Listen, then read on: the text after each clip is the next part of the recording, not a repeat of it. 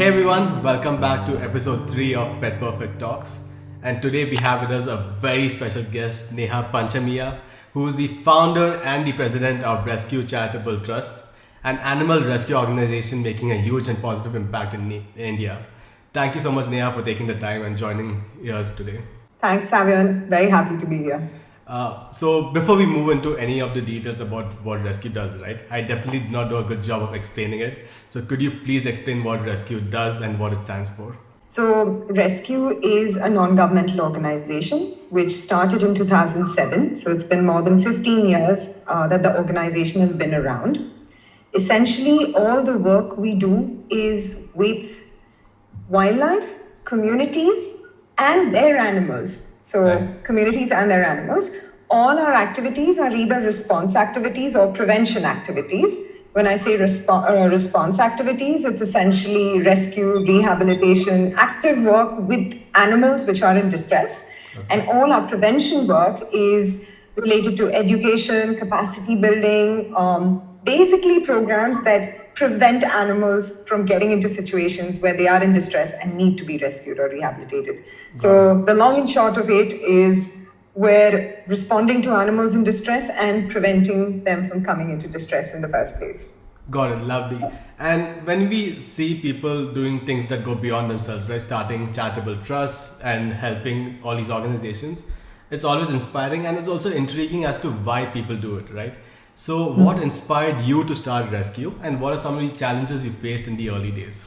So when I started Rescue, I was 23 years old and fairly young in that sense to start up an NGO. But it came from this place where I couldn't watch an animal suffering.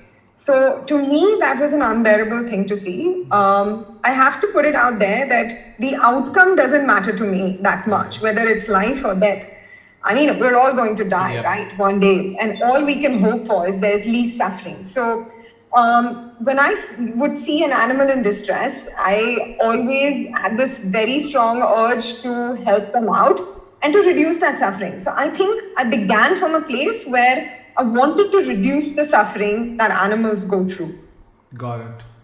That makes a lot of sense. And I did some digging on you, obviously, before we started. And you've graduated from Harvard, to people who do not know. One, you have a degree in governing for nonprofit excellence. So Yeah. that led me to ask, I'm sure when you started, you had probably some other plans in mind, or was this always something you always eventually wanted to do? No, I'm actually a very highly qualified dietitian. Okay. So my education, like I actually did my master's of medical science in nutrition and dietetics. Right. I studied in the UK and then I came back.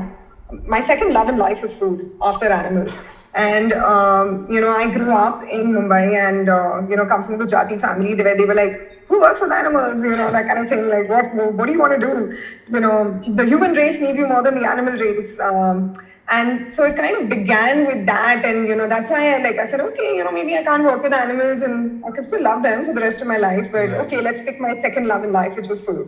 So Got I it. began with that and I used to work for this healthcare company and, one incident and then another and another. And then, you reach this point where you're like, why isn't nobody doing anything about this? Or, why isn't XYZ entity responding to a case like this? And one fine day I said, you know what, I'm going to stop pointing fingers. I'm just going to do it myself. And so I think it began with that. And of course, I thought, okay, how do I go about this? I'm not qualified to be a veterinarian, or neither am I, and it was I was 23. It was not so late, but I felt it was late to get into one of these streams. And I said, okay, so what can I do on my own and what can I do? And I also knew that there's only that much you can do as an individual. So I always had the vision that I wanted to create an organization where a lot more people like me, could eventually do a lot more for animals, because there's only so much you can do with one head and two hands. Yep, agreed. And today Rescue is 70 full-time employees strong, and then there's thousands of animals that we help on a monthly basis. Right. And even more on a yearly basis. So yeah, there's so much, and I could not have done that alone. So yeah, it's been an interesting journey, but yeah. Got it. And you mentioned that Rescue has started back in 2007, right? So it's been around 15 to 16 years since Rescue has been there. So obviously things change during that time. So, over the past 15 years, how has rescue evolved to meet the needs of animals and the environment around you? Right. So, I think the initial days were more about because, like I said, I grew up as a very city girl, except for the years that I was in boarding school, which was in the Yeah. outdoors. And so, what you see around you is your familiar, your dogs, your cats, your urban birds, and that kind of thing. And that's what I saw around me, and that's what I began with rescuing. And what's really interesting is that everything around us is continuously changing. Yeah. And it's one of those things that we've had to do as well. You have to change with the times. You have to evolve with what is the need of the hour at that point. Where am I needed the most? And when I look back at, hey, the activity that I'm involved in, is it bringing maximum value into the world? Is it, am I, because I feel if you don't evolve, there is no growth. And like, for example, Pune city is not the same, or the landscape that we live in today in Maharashtra is not the same as it was a decade ago. Yeah. What is coming in conflict today because of changing land use patterns, because of urbanization, there is more and more wildlife coming into conflict. And what's interesting is over the years, there's so many other organizations I myself helped start up simply because I know how much I struggled in the start, with the smallest, simplest things. And I used to always feel like, if somebody had guided me, maybe my trajectory may have been faster. But hey, that does not mean someone else has to go through all the pains that I did. So I think that sharing what I've learned over the years, better systems, better ways of doing things. And I think we're also still learning, that never ends and you never stop evolving either. So I think that we now today fill the need in the environment of things that aren't being done today. So for example, there is so much wildlife that comes into conflict. And I feel like we're in a really good place to do that. And we have a lot of advantages why we are able to do what we do as well, because of our past experiences. And even large animals, right? Large domestic animals, we still rescue each and every one that we get a call for, whether it's an abandoned horse or a cow, we'll still do that. So for us, it's very species no bar today. If it's a leopard fallen down a well, or a dog, or a bull, or if it's a cat stuck on a height, or a bird stuck in manja on a height, we'll rescue it anyway. So we've played to our strengths, used the experiences we've had, and tried to focus on certain areas that we believe that we can. There's such minimal resources in this field and in this sector. So we want to make the best use of the resources we have, of the experience we have. And that's how we've evolved. So today we do a lot of work related to wildlife. We still rescue large animals. We still work on a lot of projects related to zoonotic disease control. So these are things we feel that, okay, not too many others are doing, and there is value in us doing it. So I think the evolution has been more about what is the value we can bring into this world and not replicate others' efforts necessarily. Got it. To hop on the part where you mentioned value, right? I think there would be a point in your journey where you realize, yes, what I'm doing is making a huge impact, and I'm so glad I started this, right? So that could have been an incident, that could have been something that happened, right? A rescue story, maybe. So could you share a really memorable or heartwarming rescue story that really touched your heart in your journey? Oh gosh, there have been so many, and thousands of animals. So I also think that experiences keep changing, and they keep even changing the way you look at things. So maybe I can talk about a really interesting one, which was actually a leopard that got stuck in Pune city. Okay. And it was such a challenging situation because it was in a very densely populated area, and if we had not gone about it meticulously, it could have been an epic disaster. But we managed to capture a full-grown leopard in the heart of a very crowded basti in Pune under 45 minutes, and we were out of there. And everything was extremely challenging about it. I'll never forget it. And everything that we had planned, strategized, was put to test that day. And there were more things that could go wrong than right.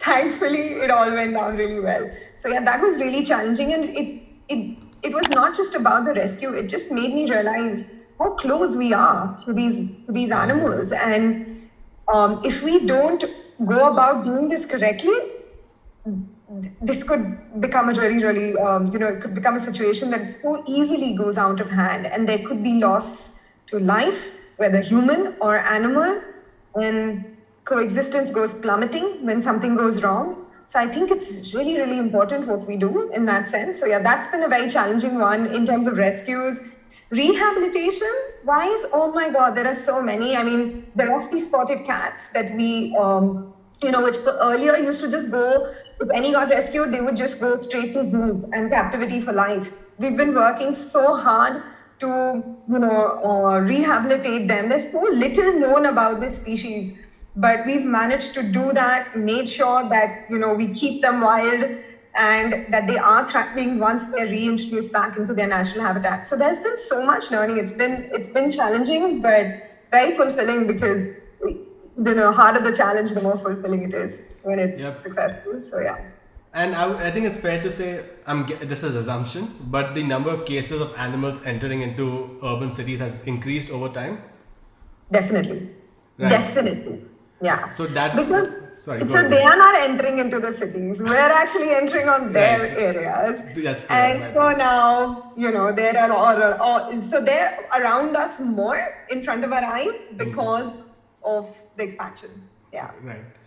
And so the closest I think I will ever come, or have come at the moment in trying to help animals, is with dogs, right? I have 4 street dogs I adopted. We feed dogs, right? And in terms of conflict, I see this constantly, that people beat up dogs, people harm them, right? And all for simple things like people feeding them. And I do not get it. Like, in fact, right before this podcast, I got a notification that someone beat up a dog to death, all because someone else was feeding the dog. And this is one of the reasons why I wanted to start this podcast, to bring light to things like this, talk to organizations like you, and why I'm part of Pet Perfect, right? Is to help educate and make people aware of the needs of animals. And since you deal with human-animal conflict, I'm really curious to know, over the years, what strategies have you come up with to deal with conflict, and can they be applied in daily lives with people as well? So if I may clarify, are you asking me about the urban conflict right now with the feeder dog conflict? Because you see, conflict, when we say conflict, right, it's a very strong term, okay? And urban city conflicts are very different. So where you have mainly human dog conflicts, okay, right, especially if you're looking at India. In peri-urban areas, the conflicts are different. In agricultural landscapes, in Western Maharashtra it's different, in Eastern Maharashtra it's different. Outside protected forest areas, the conflict is different, So a lot of these are human-animal interactions. It's only when it becomes a problem, right? What is conflict? When it is a threat to either life or livelihood, okay? And that's when it becomes a conflict. Now, who is it a threat for? Humans or animals? Right? So since you are someone who, where you are familiar with dogs and things like that, I would say, the street I live on right now, about a decade ago, there were about 5 street dogs that I used to feed, all right? But I didn't just stop at feeding. And there is a big difference between a responsible community caretaker, and I'm calling it community caretaker for a reason, and not just calling it an animal feeder, okay? There is a difference between a responsible community caretaker and an irresponsible one. Right. And unfortunately, all the so-called conflict that we hear about happens because of the irresponsible ones. Okay, and I will tell you why that is. And you see, animals are essentially, especially stray dogs, right? Now, they have a certain nature when they are in smaller numbers. Their nature changes, their behavior changes when they are in larger packs, right? When I had 5 street dogs living on our street, I didn't just feed. There was a very conscious effort. I wanted there to be no dogs on my street, because I don't think that there is welfare for stray animals on our roads. Dogs were domesticated for a reason. when we say domesticated, they are supposed to be supervised by humans. Now, obviously, we have so many street dogs. Now, there is obviously this big debate as to why we have street dogs and why India hasn't managed to get their numbers in control. And you know what? There is not one single answer for it. As in, there's not only one answer for it. There are multiple answers, and it's very geography based. It's very based on that local ecosystem, right?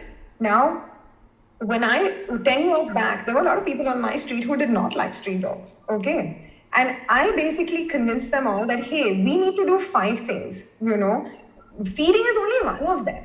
Doing animal birth control is also only one of them, right? If any untowardly incident happens, I will take responsibility for it, which means if there is a biter on my street, I will get it rehomed or put it somewhere. If it gets hurt or injured, I will take care of it. We're not going to have a languishing dog on our streets or an animal in distress who might react negatively in pain or something like that. I worked with all our neighbors to close their garbage bins. I also informed everyone that I am feeding the dog. It does not mean 10 of us need to feed it at 10 different times. We will do this very carefully. Over the years, they naturally passed away. The last one, when she passed away, there was this one neighbor of mine who actually didn't like dogs at all. And she was like, oh, we don't have any dogs on the street. Do you want to bring one? And I said, no, we worked so hard to not have dogs on our street. And you know what? No dogs have come in. And you know why? Because there is no reason for them to be there, right? That's one thing. The second thing is, one of the main things I consciously did is I said, okay, these are the 5 on our street. I will not feed dog number 6 that comes in. He will have to go to the next street. And I also knew somebody who was feeding animals there. So, but the difference between my street and the next street is that there are 40 dogs there and not a single one on my street. And that's simply because if each one of us makes this effort to locally control, just adopt your street. But you know where to stop. I always say there is a big difference between, and there is a balance between being passionate about something and you have to be practical. Right. You have to do that somewhere. You're trying to solve a problem here. So are your actions only compassion based, or are they laced with practicality as well? And are you really trying to solve a problem here? Because if you're trying to solve the problem for street dogs, then you will not pick a fight with people, because you must know that that animal is defenseless. Beyond you feeding it 30 minutes a day, you're leaving it unprotected. We're not saving them from weather elements. We're not saving them, we're not preventing road accidents from happening, right? So it is not in an animal's welfare and interest to remain on the streets. And what can you and me do as individuals is try our best to reduce the number. So while trying to reduce the number, we must not increase the number. Right. And I think that is somewhere where a lot of people in urban cities are failing, where we are not knowing where to draw the line. And there, working for animals, fighting for their rights and doing all of that, right? It has to be met with rationality. You have to know that it's not going to be easy, and no matter what, you have to get the community on your side. And if you can't do that, you're not helping animals. Got it. Yeah. That makes a lot of sense. Yep. Yeah, so always say people, if you love animals, don't fight with people. Find a way for peace, because you can't be all animal loving and compassionate and there and be like abusing someone else, right? And everyone has different tolerance level. So we have to bear that in mind while doing whatever we do. Got it.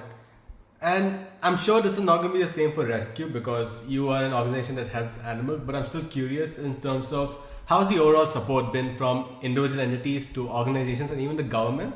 And has there been any pushback to you existing as an organization?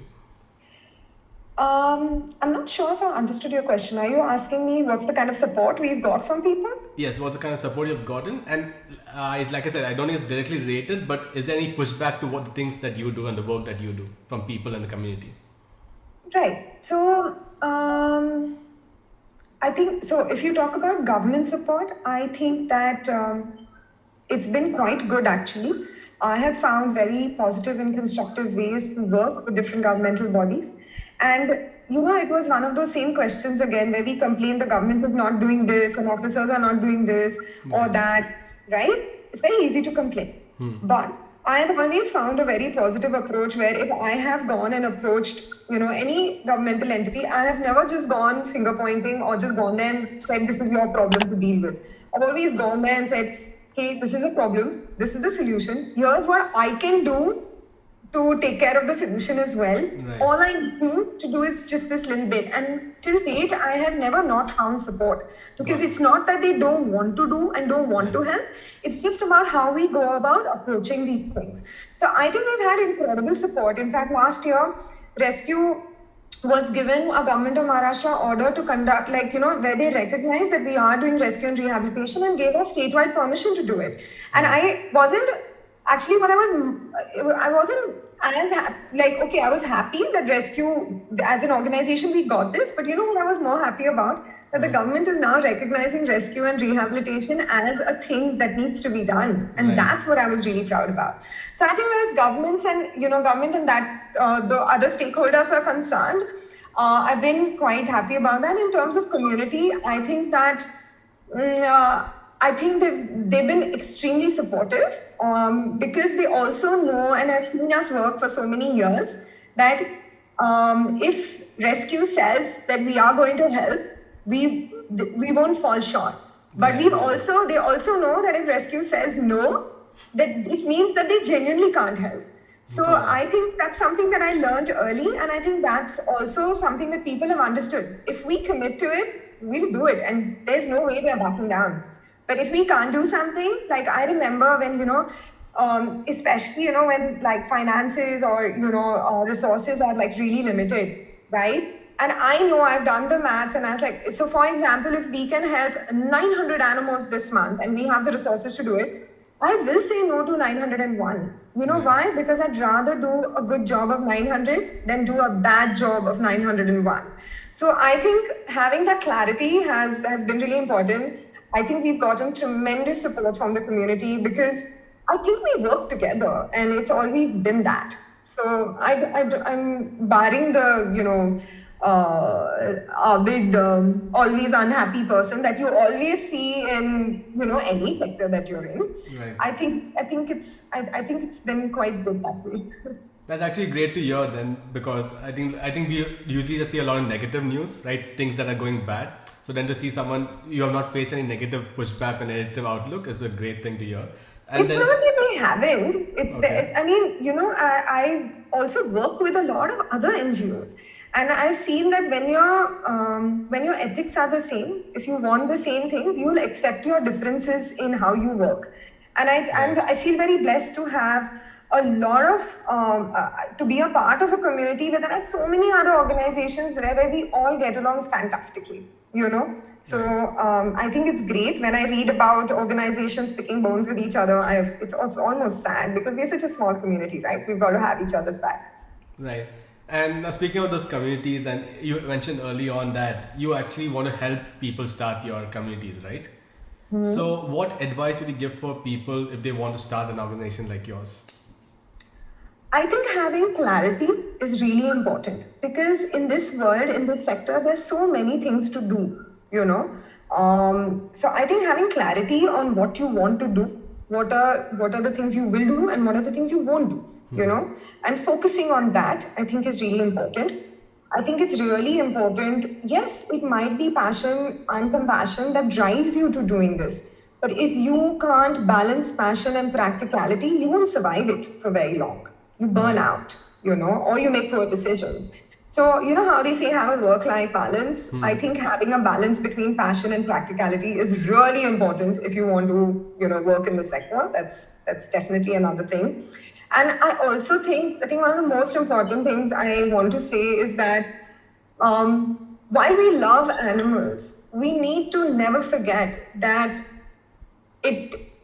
you require to work with people, with communities as well, if you truly want to protect animals. They are the key to it because you can only do that much on your own. And while you might look after an animal, it takes, how they say, it takes a village, it takes a community to actually truly protect them all. So you can't pick one versus the other.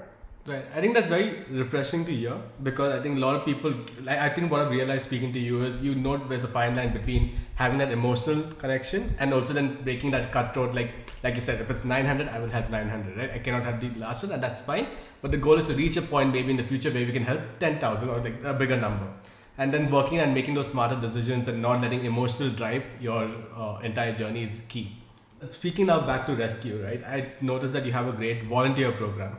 And if people want to start involving getting support, how would they do that and what would the experience be in that? Okay, so we run a proper volunteering program. And so if you contact Rescue and say you want to volunteer with us, you will be sent out a link where we hold an induction program once in a month. So it's on a Sunday morning at around 11ish. Right. And the dates are predetermined. So you can pick which one you want to come to. So you can pick a Sunday of this month or maybe the next month. So the next 6 months dates are always put out. Right. And so you sign up for an induction. What happens with an induction is you actually come to the rescue center. You know, I mean, it's one thing to say, I want to volunteer. But so the first thing we want people to do is come here, get an induction to the organization. What do we believe in? What do we do? How do, what kind of care we take of animals? What are the other activities we are involved in? Because at that point, we have realized that some people say, hey, I'd love to help out with the education program. Or some of them say, I want to work hands-on with animals. Or some people say, hey, I love animals, but I don't want to work hands-on with them. Or some even realize that, oh my God, this is far more than I thought of. Can I do something remotely? Right. So I think that induction, it even lets us understand how committed the person is, because sometimes we want to do something, but the person took the effort to book a date, pick a slot, actually show up. And at that point, we then make them fill a form which assesses their time available, any past experience that they may have, and what skills they have generally. Right. And it doesn't necessarily have to be animal-related skills. It could be other skills as well, which are beneficial to the organization. And then what they do is everyone has to mandatorily complete a 30-hour volunteering with us. Okay, that's the minimum to get on to certain things. So you have, and when volunteers come here, they basically they're given a volunteer logbook. So every time they come and then they do work, they log it in and the volunteer program manager signs it off before they leave. So it even helps them quantify what they did. And it also helps us understand what these volunteers are really good at doing and how much they're getting done. Because that helps us engage with them better and utilize them better for the benefit of animals. Volunteers who stick around long enough get to go on rescues, they actually get to help hands-on with the veterinarians in the rehabilitation enclosure. But of course, they have to pull through that first 30 hours and show their commitment to it. And that 30 hours can be spaced out over a month and a half, 6 weeks to 8 weeks, So if they are showing that much commitment to come and do that, we put in everything towards training them as well. So yes, so that's how it kind of goes. Also, some corporates cannot come regularly and, so they want to come and maybe volunteer for a day. So there are a lot of activities that need to be done. So we club them up on a single day. And so we have groups of maybe 10, 15, 20 come in, volunteer, get a lot of work done for us, feel mighty pleased at the end of it because they know they've made a difference. Right. So I think the one thing that volunteers do get when they come to our organization is we make sure that they make a difference before they go. Got it.